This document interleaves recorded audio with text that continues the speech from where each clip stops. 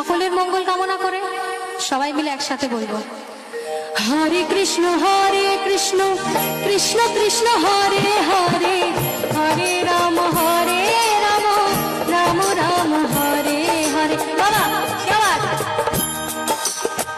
Hare Krishna Krishna Krishna Hare Hare, Hare Ram